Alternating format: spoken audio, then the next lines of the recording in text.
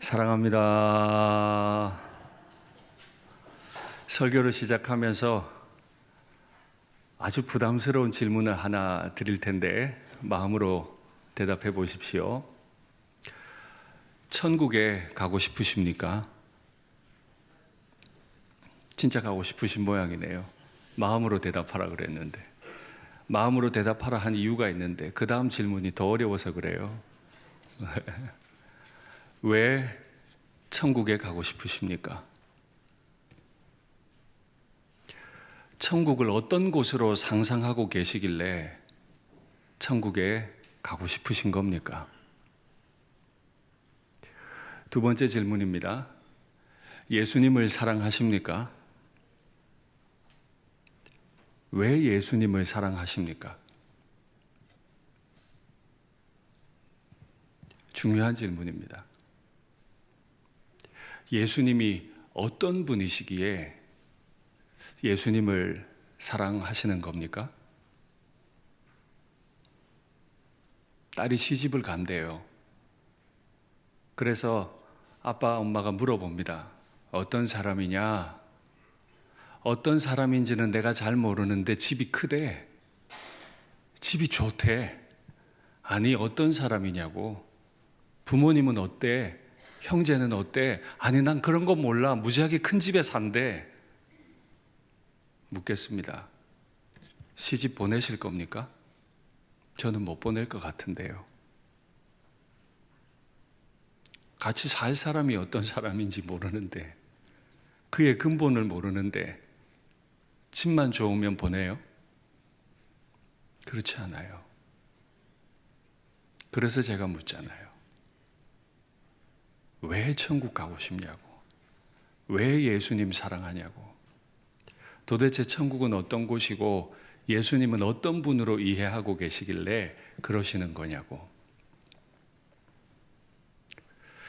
금요일 저녁에 설교를 하고 기도회를 인도하고 나면 집에 가면 잠을 못 잡니다. 하루 종일 설교 준비하고 설교 원고 외고 설교하고 제 힘을 다 쏟아서 기도회를 인도하거든요.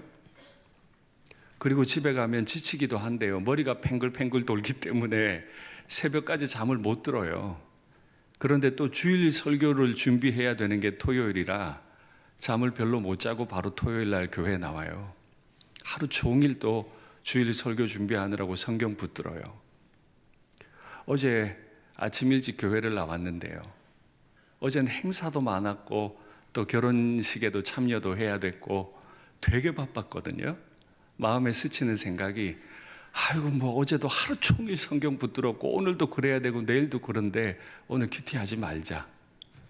바쁜데 오늘은 넘어가자. 그랬어요. 그런데 그렇게 하고 제가 어떻게 강단에 서겠어요. 그래서 꾸역꾸역 또 큐티 노트를 폈어요. 인내로서 너희 앞에 당한 경주를 경주해라.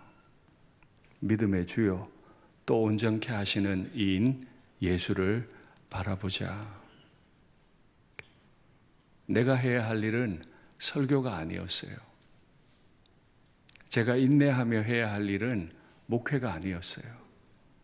제가 열심히 달리기 하듯 해야 할 일은 믿음의 주인 되시는 분, 내 인생의 주인 되시는 분. 이 부족한 인생을 마침내 온전하게 만들어내실 내 주님을 열심히 바라보는 거더라고요. 예수님 안 바라보고 열심히 목회한들, 예수님 안 바라보고 열심히 설교한들 무슨 소용이겠어요?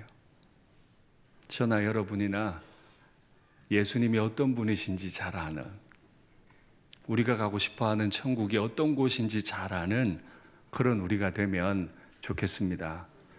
2주 전에 저는 앞선 본문의 말씀을 가지고 천국에 합당한 사람은 앞뒤를 둘러싸 주시고 머리에 손을 대서 안수해 주시는 그분을 어린아이 같은 마음으로 자신을 맡기고 신뢰하는 사람이다 말씀드렸어요.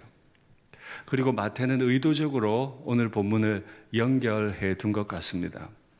어떤 사람이 예수께 와서 물어 이르되 선생님이여 무슨 선한 일을 하면 영생을 얻겠습니까? 천국 얘기를 꺼낸 거예요. 오늘 본문 20절에 보면 이 어떤 사람의 정체는 젊은 사람입니다. 22절에 보면 재물이 많은 사람이에요. 똑같은 사건을 기록하고 있는 누가복음 18장 18절에 보면 이 사람은 관리예요. 아직 젊어요. 돈도 많아요. 직위도 가지고 있어요. 그런데 선한 일에 대한 관심도 있고 영생에 대한 관심도 있는 정말 보기 드문 청년이죠. 딸 셋 있는 제 입장에서는 사윗감 1순위죠.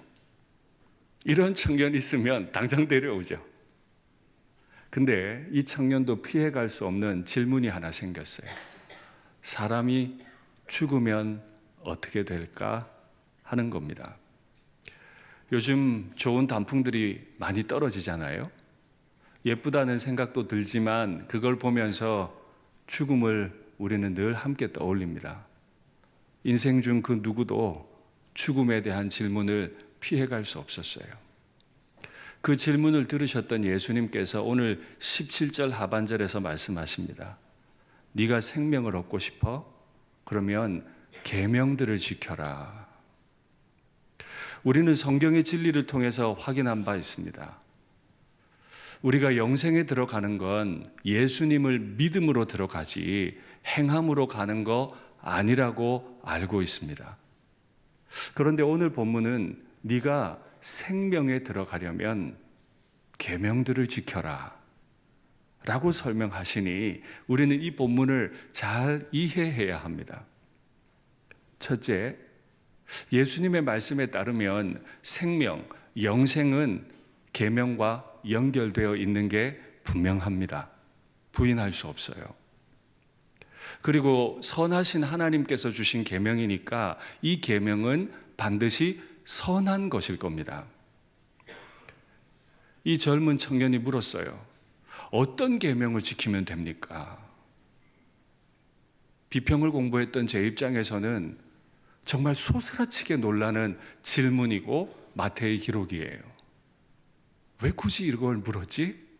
마태는 왜 이걸 굳이 기록해 놨을까? 어떤 계명을 지키면 되는 건데요? 라고 물었더니 예수님께서 나열하기 시작하십니다. 살인하지 마라. 간음하지 마라. 도둑질하지 말고 거짓말하지 마라. 너의 부모를 공경해라. 여러분, 어떤 계명을 지키면 영생에 들어갈까요? 유일하신 하나님을 믿고 우상 숭배하지 마라. 이래야 천국 가는 거지. 살인 안 하면 천국 갑니까? 간음 안 하고 도둑질 거짓말 안 하면 천국 가는 거예요? 부모님을 공경하면 천국 가는 거예요? 그래요? 우리의 이해를 넘어서는 얘기를 주님이 하고 계시죠? 그러나 주의 말씀입니다. 그럼 우린 받아야 돼요. 아, 그러면 생명은, 영생은 관계적인 측면인 거구나. 내 이웃을 내 몸과 같이 사랑하라 하신 이것이다. 영생은 관계예요. 우리가 천국에 가고 싶은 이유, 예수님을 사랑하고 예수님을 만나고 싶은 이유, 나와 어떤 관계를 맺어주셨어요. 천국에 가면 이 땅과는 전혀 다른 어떤 관계가 맺어져요. 그래서 우린 천국 가고 싶은 거예요. 황금길이 있기 때문에 가고 싶은 게 아니에요. 보석들이 많아 가고 싶은 거 아니에요. 거긴 어떤 관계가 있기 때문에 그래요. 우리가 모시고 살아가는 성령은 관계의 성령이시죠.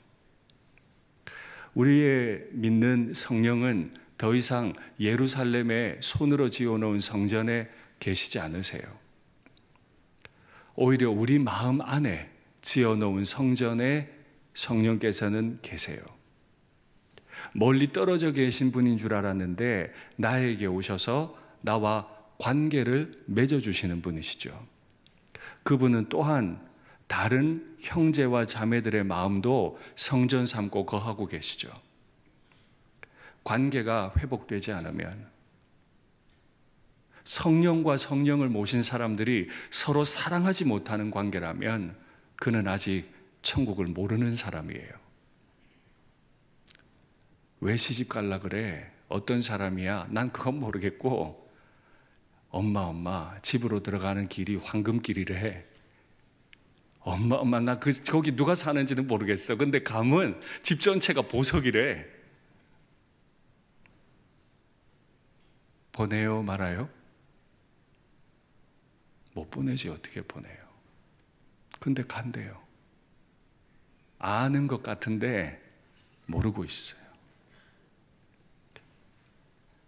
영생을 얻는다는 건 관계 맺음이죠.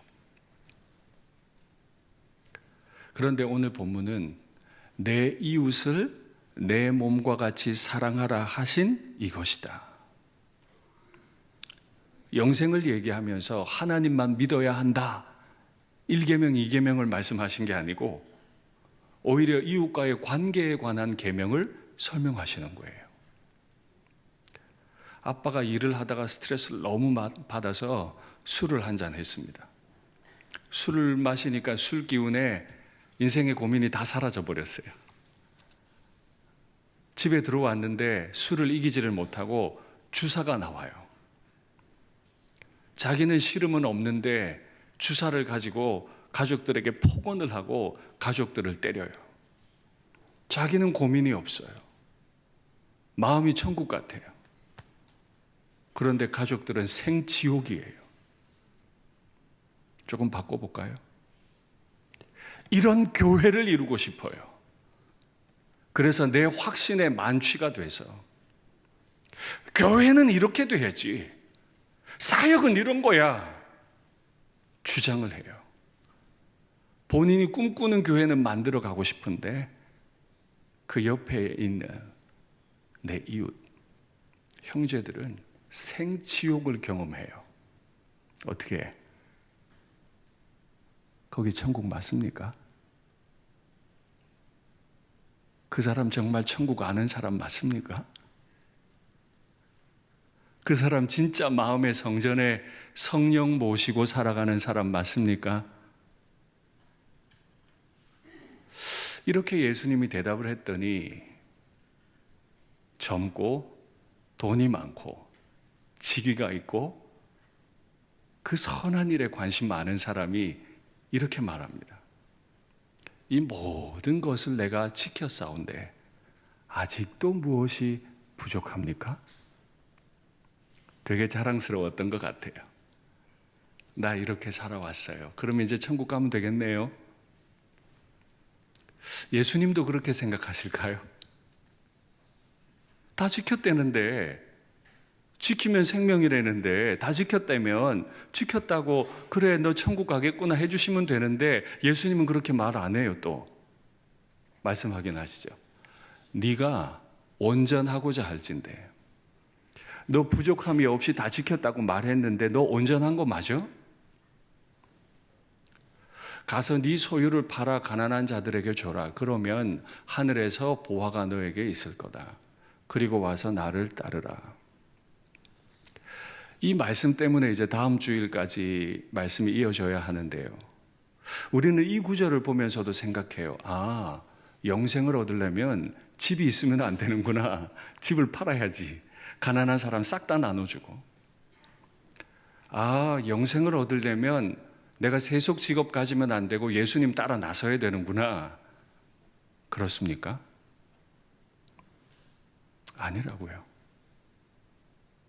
성령은 관계의 하나님이세요.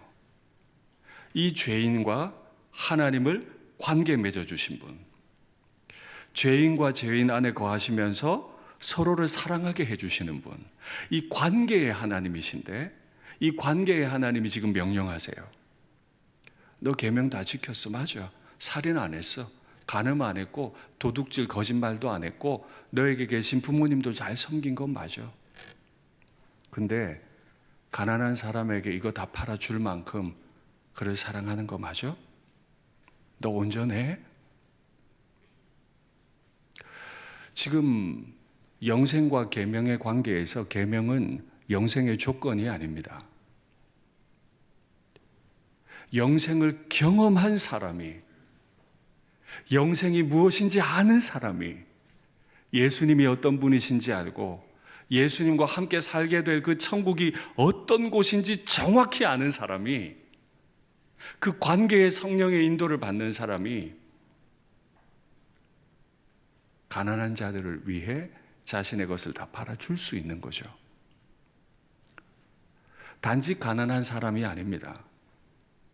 2000년 전에 가난한 사람은 신분도 아주 천해요.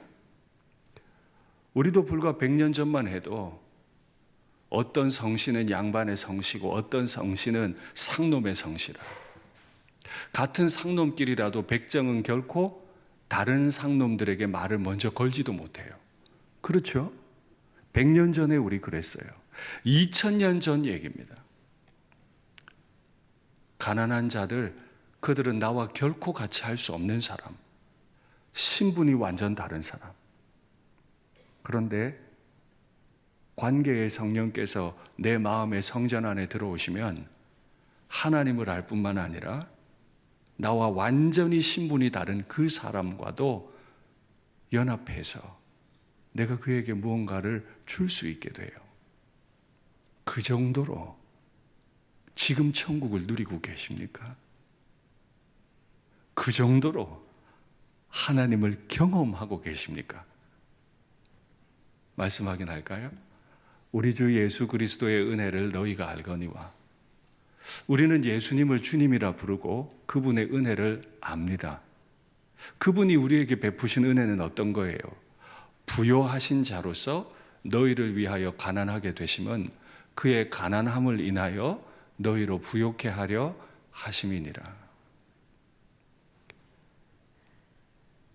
죄로 가득하고 거룩하시고 전능하신 창조주와는 신분이 완전히 다른, 도저히 한자리에 있을 수 없는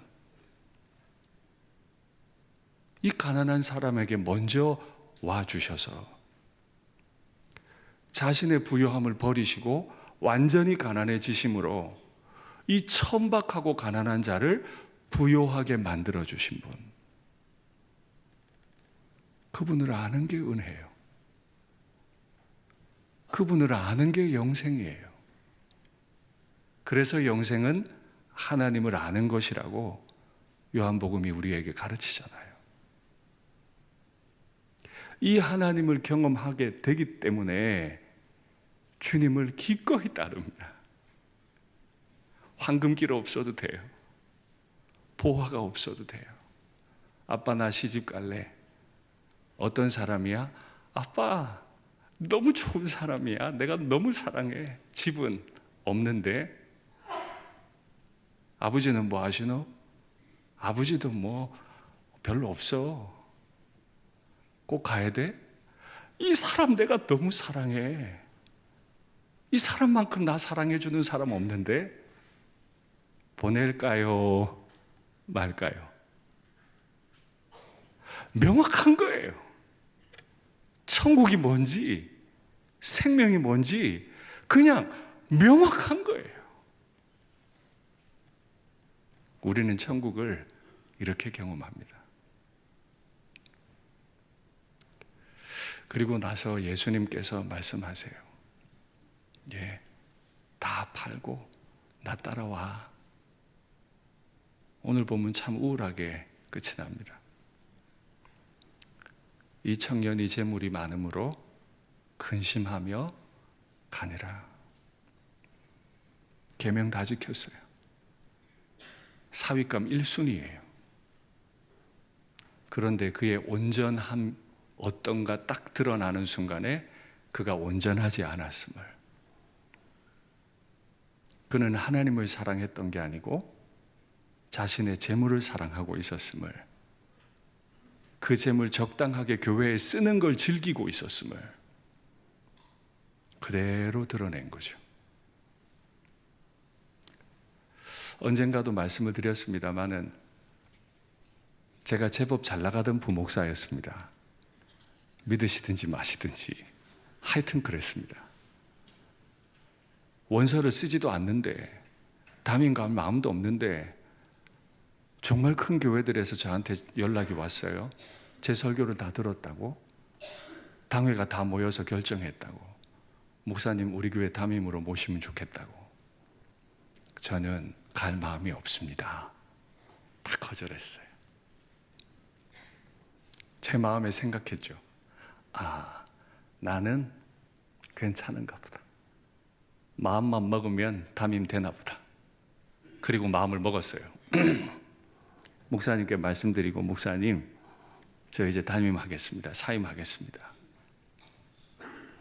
혹독하더군요.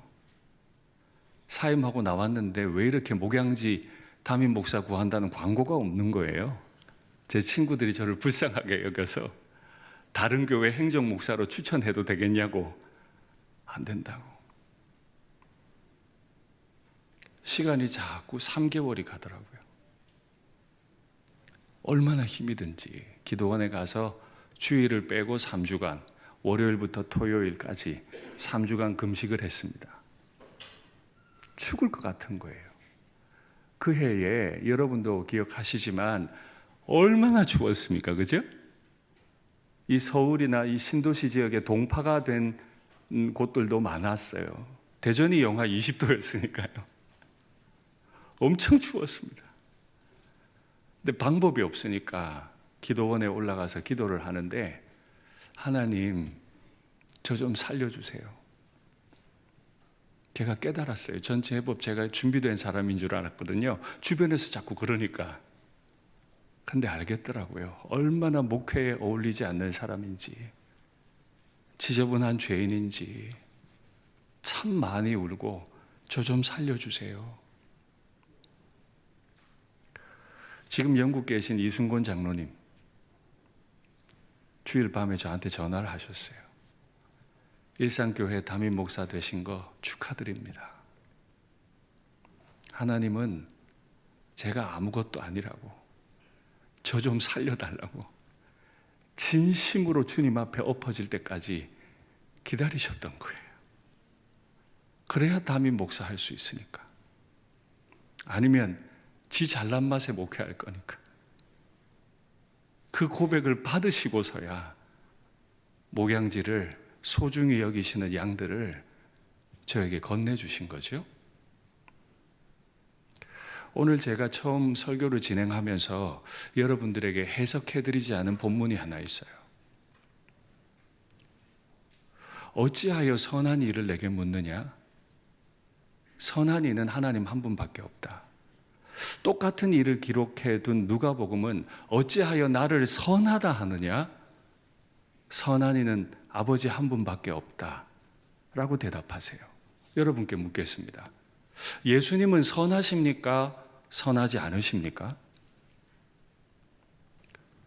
그런데 왜 예수님은 이 준비가 다 된 것 같은 청년이 질문했을 때 어찌하여 내게 선한 일을 묻느냐? 어찌하여 나를 선하다 하느냐? 선한 이는 아버지 한 분밖에 없다.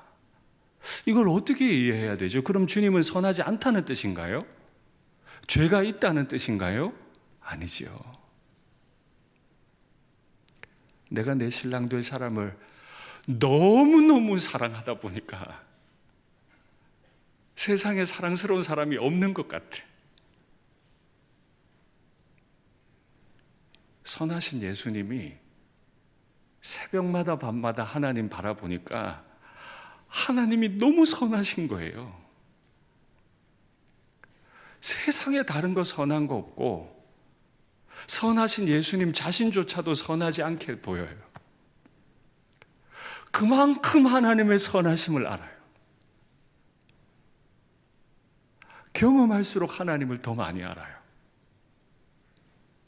그래서 왜 나한테 선하다 그래? 선한 분은 한 분밖에 없는데 라고 대답할 정도로 예수님은 하나님을 지금도 경험하고 계세요.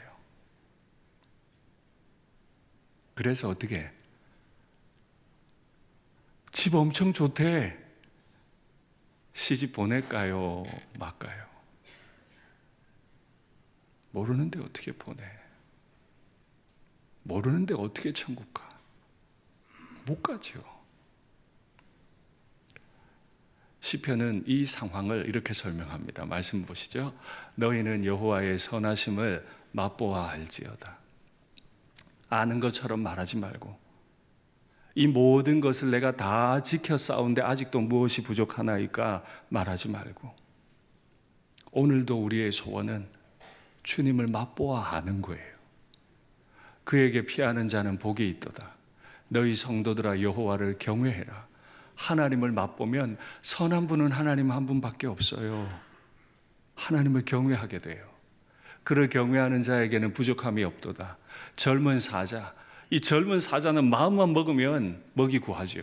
근데 젊은 사자가 궁핍해서 줄이는 지경이 돼도 여호와의 선하심을 맛보고자 하는 성도, 그는 모든 좋은 것에 부족함이 없게 될 거다. 영생을 영원한 천국에서 누리기를 원한다면 그는 지금도 영생이 뭔지 알고 천국이 어딘지 알고 그걸 주겠다는 분을 잘 알고 있기 때문에 아마 그분을 맛보고 있겠죠. 그와 연애하는 게 너무 좋으니까 결혼도 하고 싶겠죠. 근데 우리가 살아가는 세상은 너무 힘들잖아요. 그래서 부모님들은 그래, 좋은 거 알겠어. 그래도 결혼은 현실이야. 뭐 이렇게 부모님들은 또 말하고 싶잖아요. 맞아요. 믿음의 사람들이 살아가는 땅은 돼지우리 같습니다.